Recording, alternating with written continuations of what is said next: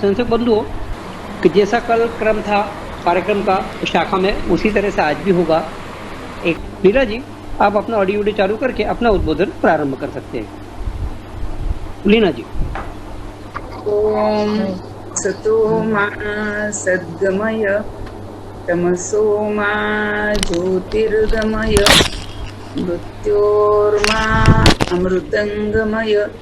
ओम शांति शांति शांति। सर्वांना नमस्कार। सबको नमस्कार। मैं थोड़ा सा भूल गई थी कि ये मुझे वक्तव्य अपना हिंदी में देना है।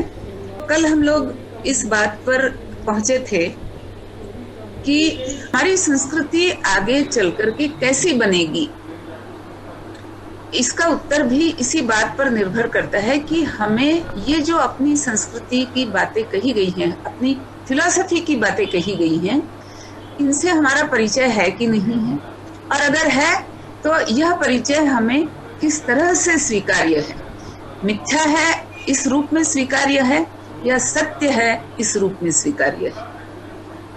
और मुझे लगता है कि जिन लोगों ने हमारी संस्कृति को विनष्ट करने का प्रयास जाने अनजाने में सोचे बगैर या सोच विचार करके किया है, उन्होंने इस बात को बड़ी खूबी से समझा है कि जब तक यह भारतीय लोग अपनी संस्कृति को समझेंगे, जब तक ये भारतीय लोग गुरु शब्द की महिमा को समझेंगे, तब तक वे अपने आप को विश्व गुरु के रूप में देखना चाहेंगे। ना मैं ये कह रही थी कि हमारी सभ्यता ने, हमारी संस्कृति ने आपको 4 निकष बताए। उसमें पहला निकष बताया है धर्म का, दूसरा निकष बताया है अर्थ का, तीसरा निकष बताया है काम का अर्थात उपभोग का, और चौथा निकष बताया है मोक्ष का। और मोक्ष की संज्ञा, मोक्ष का वर्णन जो मैं समझती हूँ वो यही है कि जब आप उस ज्ञान की पराकाष्ठा पर पहुंच जाते हैं जहां आप संसार के सुख दुखों से मुक्त हो जाते हैं, वह मुक्ति जब आपको प्राप्त होती है तो आपको समाज की ओर वापस मुड़ करके समाज को दिशा निर्देश करना होता है। और ये 4 बातें अगर आपके समाज में हैं तो आपका समाज सुसंस्कृत है, ऐसा हमारा शास्त्र कहता है। तो इस ऐसी विरोधाभासी परिभाषाओं को हमने स्वीकार किया, क्योंकि जो हमारे पास जो आर्थिक अभ्युदय की परिभाषाएं थी उनको हमने कहा कि ये तो मिथ्या है, मैथोलॉजी है, मिथक है, असत्य है, झूठ है। तो इस बात को हमें पहचानना होगा कि ऐसा हम क्यों कर रहे हैं, हम ये किसके बहकावे में आकर के कर रहे हैं, और क्या हम उन्हें दोष देंगे जो हमें बहकाना चाहते हैं, या हम अपना दोष स्वीकार करेंगे कि हमारी आत्मिक कुंठा इतनी अधिक है कि हम उन तमाम दोषों को स्वीकार करने के लिए तैयार हैं जो दोष हम पे थोपे जा रहे हैं। ये परिभाषा हम जब तक स्वीकार कर रहे हैं तब तक मुझे लगता है कि हमारी संस्कृति को बहुत बड़ा खतरा है। और इस ग्लानि से हम कैसे बचें, ये मुझे लगता है कि हमारे सामने सोचने का सबसे बड़ा एक प्रश्न आता है। अब जैसे मैंने कल आपको बताया था कि मैं उन बातों को दोहरा देना चाहती हूँ कि 3 प्रकार से हमारे लिए प्रश्न पूछे जा रहे हैं। एक तो वे जो हमारे धर्म को नहीं समझते या हमारे धर्म से अलग धर्म के हैं और ये मान करके चलते हैं कि चूंकि उनका धर्म श्रेष्ठ है इसलिए उसे ना मानने वालों को मार दिया जाना चाहिए, इसलिए तमाम भारतीय संस्कृति मानने वालों को मार दिया जाना चाहिए। दूसरे वो लोग हैं जो कहते हैं कि है तो हम भारतीय, है तो हम इसी जमीन की संतान, लेकिन हमें ये कोई समझ में नहीं आता है कि ये हमारा हिंदुत्व क्या है, या हमारी भारतीयता क्या है, या हमारी संस्कृति क्या है, या हम संस्कृत क्यों पढ़ें, या हम तीर्थ यात्रा पे क्यों जाएं, या हम नदी में डुबकी लगा करके नहाए क्यों, जब हम घर में आए हुए नल के पानी से बड़े आराम से नहा सकते हैं। तो ये प्रश्न पूछने वाले भी लोग हैं जिनके प्रश्नों का उत्तर आज हम देने को टाल रहे हैं। और तीसरे वो लोग हैं जो ये कहते हैं कि चूंकि तुम इन प्रश्नों का उत्तर नहीं दे रहे हो, अर्थात तुम बुद्धू हो, निकम्मे हो और जैसा मैंने कहा अव्यवहारिक हो, असत्य हो, तो इस असत्यता से बाहर आओ, आधुनिक बनो, विज्ञान को स्वीकारो और अपनी बातों को छोड़ दो। ये कहने वाले भी लोग हैं जो अपने आप को सेक्युलर बताते हैं। अब एक प्रश्न जो पूछा गया कि अगर हिंदुत्व जीने की कला है तो सेक्युलर लोग इसका विरोध क्यों करते हैं।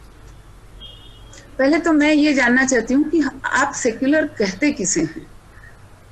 सेक्युलर का जो अर्थ, जहां उस शब्द की उत्पत्ति जहां हुई, वहां पर सेक्युलर शब्द इस अर्थ में आया कि चूंकि चर्च ने कई सारी बातों से अपने प्रभाव को कायम रखा था, चर्च की सेना थी, चर्च की अपनी राजनीति थी, चर्च के अपने राज्य के लिए बने हुए नियम कानून थे और विज्ञान को लेकर के चर्च की अपनी कोई भी सैद्धांतिक थियरीज थी। उनको जो नहीं माने उसके लिए चर्च में इंक्विजिशन का प्रावधान था, अर्थात उसको जान से मारने का, मृत्यु दंड का प्रावधान था। तो कई लोगों ने ये कहा कि नहीं, हमें जिज्ञासा करने दीजिए, हमें प्रश्न पूछने दीजिए, हमें चर्च की बातों को आंख मूंद करके स्वीकार करने को मत कहिए, हमें खुद से विचार करने दीजिए। ने कहा कि ठीक है, हम अपने मृत्यु दंड के प्रावधान को थोड़ा सा ढीला करते हैं और तुम्हें विचार करने के लिए हम तुम्हें खुली छूट देते हैं। तो जो विचार करने वाले लोग जो सामने आए, उन्होंने अपने आप को ये नाम दिया सेक्युलर। तो सेक्युलर का ये अर्थ होता है कि जो हमारी बनी बनाई मान्यताएं हैं, उन मान्यताओं को हम पुनर्विचार करके अगर उनमें कोई परिष्कार, कोई परिवर्तन की आवश्यकता है तो उसका हम स्वीकार करें। जैसे गैलीलियो ने किया कि उसने कहा कि जो मैं तथ्य पा रहा हूं उसके आधार पर पृथ्वी गोल है और पृथ्वी घूमती है सूर्य के चारों तरफ। तो जिन विचारकों ने कहा कि नहीं, गैलीलियो ने जो ये दिखाया है, तथ्य दिए हैं, प्रमाण दिए हैं, उनके आधार पर हमें गैलीलियो की बात को स्वीकार करना चाहिए और इस विषय में चर्च जो कहता है उस बात को हमें भूल जाना चाहिए। उनका नाम पड़ा सेक्युलर। अब हमारे देश में हमने सेक्युलर शब्द की व्याख्या अलग कर दी है। ये है ना जो उनका ये कहे कि विचार करने दो, लिखा है ना, वो सेक्युलर नहीं है। आज हमारे देश में सेक्युलर उसे कहा जाता है, ठीक है ना, जो कि बिना कारण अभी ये चल रहा है हमारे देश की संस्कृति को गालियां दें और ये कह करके गालियां दें कि आपकी संस्कृति ने बहुत गलत बातें की हैं, जैसे कल मैंने कहा, बहुत तोड़फोड़ किया है, बहुत लोगों को बांट करके रखा है, वर्णों में बांटा है, जातियों में बांटा है, भाषाओं में बांटा है, बोलियों में बांटा है, प्रांतों में बांटा है। और इस तरह का बंटवारा करने वाला आपका धर्म है, इसलिए आपका धर्म हमें पसंद नहीं है और इस धर्म को जल्दी से जल्दी नष्ट कर दो। ये कहने वाले जो लोग हैं, और कई बार तो ये होता है कि विरोध इसलिए भी किया जाता है कि जैसे मैंने कल आपको बताया कि पूरी दुनिया जो है उसको मैं देखती हूँ दो फिलॉसफीज पे चलती है। एक फिलॉसफी कहती है कि सत्ता ही सब कुछ है और दूसरी फिलॉसफी कहती है कि नहीं, अभ्युदय और शांति ही सब कुछ है, ज्ञान, अभ्युदय, शांति, यही सब कुछ है। तो जो जिनको सत्ता करनी है वो ज्ञान की अन्वेषणा नहीं करते हैं, करते हैं जरूर, लेकिन उतनी ही हद तक जो उनके सत्ता को बरकरार रखने के लिए आवश्यक है। जो ब्रह्मांड के ज्ञान की बात जो भारतीय संस्कृति में हम करते हैं, उस ज्ञान की बात पश्चिमी परंपरा में, या जो सत्ता को अंतिम लक्ष्य मानने वाली जो जितनी भी फिलॉसफीज हैं, उन परंपराओं में परम ज्ञान या वैश्विक ज्ञान उनके लक्ष्य में नहीं आता है। तो इसलिए जब सेक्युलर ये कहते हैं कि हिंदुओं को गाली या दो, तो हमें दोनों बातों को सोचना पड़ेगा। एक, उन्हें क्या हक है हमें गाली देने का, और दूसरा, क्या हम वाकई में क्या हम उन गालियों के लायक नहीं हैं? और अगर हम हैं तो आप ये मान करके चलिए कि अगर हम गालियों के लायक हैं तो फिर उससे झगड़ा करने में हम कभी भी विजयी नहीं हो सकते। हमें पहले अपने आप को उधारना भी पड़ेगा। दोनों क्रियाएं एक साथ हमें करनी पड़ेंगी। दूसरा प्रश्न आपने पूछा कि अगर हम संस्कृत को आगे लाएं तो क्या हमारी एकता बनी रह सकती है? ये एक बहुत अच्छा उपाय है, लेकिन जैसे कहा जाता है कि नेसेसरी बट नॉट सफिशिएंट, क्योंकि जो आज हमारी 130 या 140 करोड़ की जो हमारी जनसंख्या है, इस जनसंख्या में इतने बड़े पैमाने पर आज आप और शीघ्र गति से संस्कृत को वापस पुनर्स्थापित नहीं कर सकते। तो संस्कृत की स्वीकार्यता जरूर होनी चाहिए, पढ़ाई का विषय, और एक जिसपे अतिशय आग्रह पूर्वक जो पढ़ाया जा सके ऐसा विषय संस्कृत हमें रखने की आवश्यकता है। लेकिन संस्कृत हमारी लोक भाषा बने, यह आज संभव नहीं है। सौभाग्य है कि हमारी सारी लोक भाषाएं संस्कृत के बहुत सारे शब्दों को ग्रहण करती हैं। तो अगर हम अपने लोक भाषाओं की एकात्मता को हम आगे बढ़ाएं, और इसके लिए हमें छोटे छोटे प्रयास करने की आवश्यकता है। कोई हमें बहुत रॉकेट साइंस इसके लिए नहीं चाहिए। एक उदाहरण मैं देना चाहती हूँ और उतना कह करके मैं अपनी बात को समाप्त करूंगी। मेरे एक परिचित हैं अहमदाबाद में, श्री लेले। उन्होंने ऐसे कई चार्ट्स बनाए हैं, तो उसमें से एक टिपिकल चार्ट कैसा दिखेगा उसका मैं आपको वर्णन बता रही हूँ कि रंग बिरंगा बहुत खूबसूरत दिखने वाला चार्ट है। उसके पहले उसमें उस चार्ट के पहला जो कॉलम है उसका, पहली सारणी का जो पहला कॉलम है, पहला स्तंभ है, उसमें उन्होंने संस्कृत शब्द लिखे। तो मान लीजिए कि एक कागज पर 15 शब्द उन्होंने संस्कृत के लिखे हैं। जल, सूर्य, पृथ्वी, है ना, माँ, पिता इत्यादि, आम, इस प्रकार से 15 शब्द लिखे।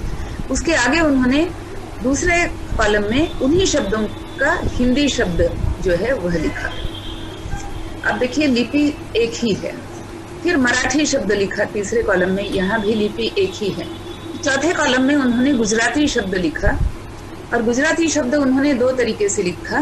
पहले गुजराती लिपि में लिखा और फिर उसी शब्द को, गुजराती शब्द को देवनागरी लिपि में लिखा। फिर कन्नड़ में लिखा तो पहले कन्नड़ लिपि में और फिर देवनागरी लिपि में वह कन्नड़ शब्द उन्होंने लिखा।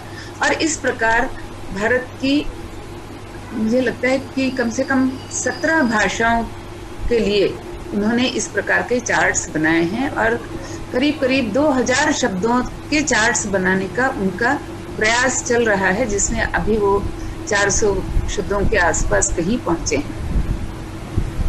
और एक बहुत सिंपल सी बात है कि अगर आप उनके एक एक चार्ट को एक व्यक्ति खरीद लेता है और ये कहता है कि मैं एक स्कूल को, ऐसे स्कूल को मैं अडॉप्ट करता हूँ कि उस स्कूल में मैं ये चार्ट लगाऊंगा, और उस स्कूल में मैं हर 15 दिन जा करके थोड़ा सा बच्चों से, थोड़ा सा शिक्षकों से, थोड़ा सा प्रिंसिपल से ये मैं थोड़ी सी चर्चा करूंगा कि इस चार्ट को देख करके तुम्हारी प्रतिक्रिया क्या हुई।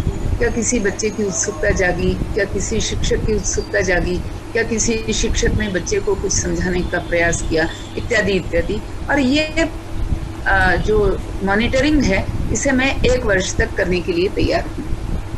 बहुत एक व्यक्ति के प्रयत्न की अगर हम बात करें तो ये बहुत छोटा प्रयास है जो एक व्यक्ति बड़ी सहजता से कर सकता है। लेकिन ऐसे जब हजारों प्रयास इकट्ठे होंगे तो आप सोचिए कि हमारे देश की भावी पीढ़ी को हमारे देश की सभी भाषाओं की मैं नहीं कहती कि वो उन भाषाओं में एक्सपर्ट भाषाविद हो जाएंगे, लेकिन उन्हें अपनी भाषा, अपने देश की सभी भाषाओं से लगाव हो जाएगा, जो लगाव बहुत ही महत्व का है। जैसे कल जोशी जी ने मेरा परिचय देते हुए बताया कि मैं जन्म से महाराष्ट्र की पढ़ाई का आरंभ मध्य प्रदेश में किया, आगे जाकर के बिहार में पढ़ाई की, और इस वजह से और बहुत जिलों में घूमी, तो इस वजह से अब मुझे अपने देश की कोई भी भाषा अपरिचित या डरावनी या विरोधक नहीं लगती है। उसका कारण यही है कि हर भाषा को सुनने का मेरे कानों को आदत है अलग अलग भाषाओं को सुनने की, हर भाषा को सुनने की। और एक छोटा सा उदाहरण मैं आपको देना चाहती हूँ कि मेरे परिचित एक तहसीलदार हैं जो खानदेश में काम करते हैं। अब जो लोग खानदेश से परिचित हैं उन्हें ये बात ज़्यादा अच्छी तरह से समझ में आएगी कि खानदेश में अहिरानी बोली जाती है। तो ये हमारे जो तहसीलदार हैं, इन्होंने मुझे एक बार ऐसे ही बताया कि मैडम आपको बड़ा ही एक मज़ेदार बात मैं सुनाना चाहता हूँ। और वो बात क्या है, तो मैं चोपड़ा तालुका आप समझ लीजिए कितनी छोटी यूनिट होती है, तो चोपड़ा तालुका में जिस तरह की अहिरानी बोली जाती है, पहले मैं वो बोल के दिखाता हूँ। फिर मैं अमरनेर तालुका में जो अहिरानी बोली जाती है वो बोल के दिखाता हूँ। फिर मैं धड़गांव में जो अहिरानी बोली जाती है वो तालुके की वो अहिरानी बोल के दिखाता हूँ। फिर मैं धुले तालुका में जो अहिरानी बोली जाती है वो बोल के दिखाता हूँ। और आप विश्वास नहीं करेंगे कि मैं चारों को सुन रही थी और मैं ये सुन पा रही थी कि ये चारों अहिरानियां जो बोली भाषा है खानदेश की, करीब उसमें 3 जिले और करीब 25 या 28 तहसील उसमें पढ़ते हैं, लेकिन इन चारों की भाषा सुनने के बाद मैं समझ रही थी कि ये चारों अहिरानियां अलग अलग हैं। तो ये इसको हम खूबसूरती कहेंगे, अपना एसेट कहेंगे, या इसको हम अपना दोष कहेंगे, और ये कहेंगे कि इन तमाम अहिरानियों को खत्म कर दो और केवल मराठी को आप आगे ले आओ, क्योंकि राज्य की भाषा मराठी। तो ये हमें अपने एसेट्स को पहचानना होगा, हमें अपने एसेट्स की लिस्टिंग करनी होगी, उसकी सूची बनानी पड़ेगी, और एक एक व्यक्ति को एक एक जिम्मा देना पड़ेगा कि इस एसेट को बचाने का जिम्मा आपका, अपनी टीम बनाओ और इस एसेट की रक्षा करो। जैसे मुझे एक प्रसंग याद आता है, ये 1940 के आसपास की बात है कि जब हड़प्पा और मोहनजोदारो की खुदाई हो चुकी थी और उस खुदाई से ये पता चल रहा था कि यहाँ पर कोई बहुत ही विकसित सभ्यता के लोग यहाँ रहा करते थे, इस जमीन पर रहा करते थे, और तुरंत ये थियरी फैलाई गई। और ये थियरी पहले से भी थी कि आर्यों ने यहाँ पर आकर के आक्रमण किया था, और उस थियरी में और इस खुदाई में काफी विरोधाभास जब नजर आया तो श्री मोरोपंत पिंगले जी ने कहा कि मैं जिम्मा लेता हूँ इस इतिहास की पूरी छानबीन करने का, और मैं अपनी टीम बनाता हूँ।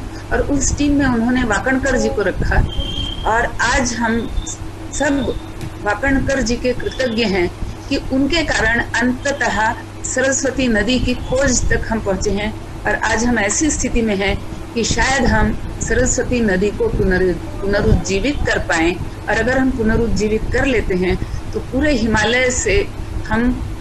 हिमालय के सारे भूभाग को हम कच्छ के समुद्र से जोड़ेंगे, और एक व्यापार का नया सिलसिला हमारे लिए बन पाएगा, एक ट्रेड रूट बन पाएगा। इस परिस्थिति पे हम पहुंचे हैं वो केवल इसलिए कि एक व्यक्ति ने कहा मैं ये जिम्मा लेता हूँ, इस इतिहास को खंगालने का जिम्मा, इस एसेट को समझने का जिम्मा, और इस एसेट से लाभान्वित होने का जिम्मा मैं लेता हूँ। तो इसकी आज हमारे देश को बहुत आवश्यकता है। ऐसे लोग अगर हमें मिलते रहेंगे तो हमारी संस्कृति निश्चित ही बहुत सुवर्णमयी काल की तरफ बढ़ेगी। और अगर ऐसे लोगों की कमी हो गई तो कहीं ना कहीं अगर कोई बात इरिवर्सिबल हो जाती है तो फिर उसका बचना बहुत मुश्किल हो जाता है। तो हम आशा करेंगे कि हमारे देश में ऐसी क्षमता वाले, ऐसी सामर्थ्य वाले, और क्षमता या सामर्थ्य या ज्ञान, इन सबसे अधिक महत्व की बात होती है सत्वशीलता। तो ऐसे सत्वशील लोग हमारे देश में अधिकाधिक हमारी भावी पीढ़ियों को मिलें, इसी आशा और प्रार्थना के साथ मैं आप सबों को पुनः एक बार आभार व्यक्त करती हूँ, नमस्कार करती हूँ, और मुझे यह मौका दिया इसके लिए मैं बहुत बहुत आभारी हूँ। नमस्कार। भाई, अभी हमारा प्रार्थना का समय हो गया है। जैसे कल हम लोगों ने प्रार्थना की थी, लेकिन कल जिज्ञासा समाधान नहीं हुआ था, तो आज हम कुछ समय आपका लेंगे। कुछ सेंसों की जिज्ञासा है हमारी इसमें आई है, चैट बॉक्स में मैंने देखी है, और वे समक्ष प्रश्न पूछेंगे आपसे। आप थोड़ा सा समय हमको दीजिए प्रार्थना के बाद।